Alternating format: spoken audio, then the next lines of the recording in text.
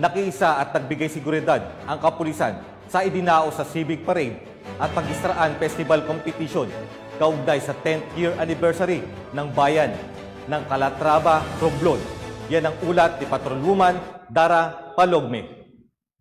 Sa ika-6 na araw ng pagdiriwang ng kapistahan ng Calatrava, matagumpay na idinaos ang Civic Parade at Pang-Israan Festival Competition sa 10th year anniversary ng bayan ng Calatrava nito lamang Mayo 6 taong kasalukuyan.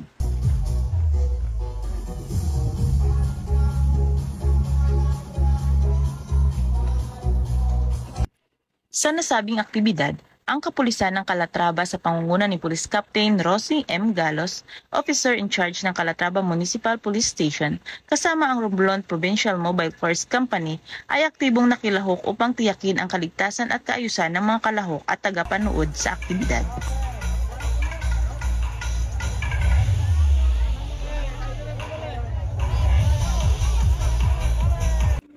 Kabilang sa nakilahok ang Philippine Coast Guard, Bureau of Fire Protection, mga opisyal na lokal ng pamahalaan na pinamumunuan ni Honorable Marieta M. Babera, Municipal Mayor, mga opisyal ng barangay, mga guro at kawani ng DepEd, mga kandidato, mga kawani mula sa iba't ibang antas ng pamahalaan at mga kinatawan mula sa mga non-government organization.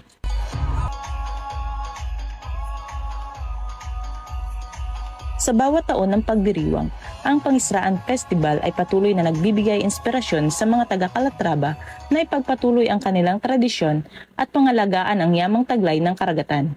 Ito ay higit pa sa isang pagdiriwang na nagpapahayag ng pagmamahal sa bayan at sa kalikasan.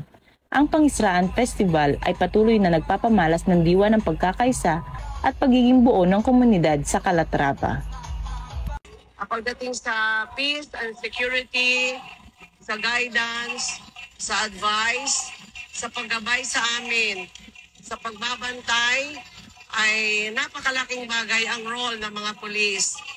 Kasi sa oras ng may problema, sila ang tinatawag namin sa pag-assist at sa pagtulong kung paano masolba ang problema na naranasan namin sa araw-araw. So dahil dito, napakalaking pasasalamat namin sa PNP.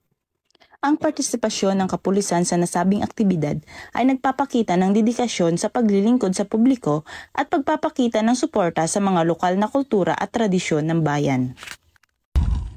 Mula dito sa Municipality of Calatrava, Province of Romblon, ako ang inyong PNN correspondent, Patrolwoman Dara Palogme, alagad ng batas, tagataguyod ng balitang pulis. Maraming salamat, Patrolwoman Palogme.